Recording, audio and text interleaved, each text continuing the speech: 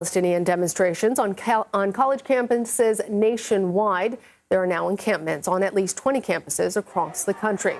This morning in Boston, officials say 108 people were arrested as police tried to clear a demonstration at Emerson College. At least 4 officers were injured. Last night in Los Angeles, 93 people were arrested after refusing to disperse their protest at the University of Southern California. And protesters at Columbia University in New York have until the end of the day today to break down their encampment, according to the school's most recent dictate. Let's bring in now Gelila Negesse here in Studio 57. She is a staff writer for the Columbia Spectator, and that's the student paper there at Columbia University. So, Gelila, you've been covering the protests on campus since October 7th. Tell us what you've been seeing and how things have developed over the last several months. Yeah, I mean, this encampment that we're seeing that has happened on campus just hours before the congressional hearing, where our university president went to go speak in front of the House on anti-Semitism on campus, was really a culmination of many demonstrations that have happened across the academic year. On the first day, when I spoke with student organizers and protesters and students individually, not affiliated with these groups, they saw that this was a escalated effort in response to the university refusing to respond in dialogue with student organizers and protesters in terms of their demands on the university's involvement with Israel. Talk to us about what those demands are. Yeah, those demands have expanded and drawn a lot more detail, but the 3 main demands that they've been voicing this past academic year has, number 1, been divestment. Divestment, what that would look like with that would be reassessing Columbia's funds in Israel and corporations that have relationships with Israel. But they also asked for academic divestment as well, right? Yes. That they don't want to be involved with any other universities in Israel. Yes. How does that work? Currently, right now, the university has a dual degree program with the Tel Aviv University, and they're hoping on expanding to a global center right now in Tel Aviv.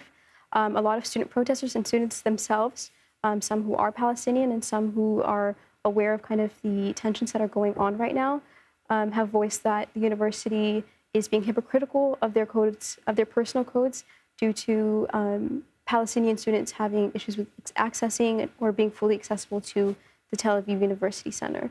The second demand is more so of the university being more transparent in terms of their disclosures in investments. Right now, the Columbia Management Investment Company is one that oversees Columbia's market assets and shares, and they have a special advisory committee called the Socially Responsible Investing Advisory Committee, and students in the history of the university, especially in the past few years, have been calling that advisory committee reassess its involvement with Israel. And Gelila, I also want to ask you about the university's announcement that all classes are now back to being hybrid. What do students think about this decision? What has campus life been like? Because we've heard of anti-Semitism. Those numbers are way up. Anti-Muslim attacks are also up, and that it just feels like everything is so explosive on campus. Yeah, that's definitely the way to describe it. It's a wide range of emotions right now. I think there's been a lot of attention on campus, a lot of outside demonstrators that have been showing up daily to campus, both pro-Palestinian protesters and counter-protesters. But within the campus, there are students who are feeling a lot of tension. A lot of this has been due to kind of the growing tensions and dialogue with the university, as well as how protesters have been approaching each other in past demonstrations. In terms of the hybrid option, a lot of students were facing, as you were describing, instances of anti-Semitism and Islamophobia, and just being uncomfortable on campus and around the campus, where students were not feeling comfortable to come and attend class. And so university responded with turning into a hybrid option, as well as to accommodate how faculty were feeling surrounding the campus environment. Do students think that that's actually going to help with the anti-Jewish hate, with the anti-Muslim hate? It's hard to tell. There's a lot of uncertainty. I think last Thursday when the university kind of saw the president authorize NYPD to come in and take on like this mass arrest, there was a lot of disillusion and unclarity about what was going on. And all right.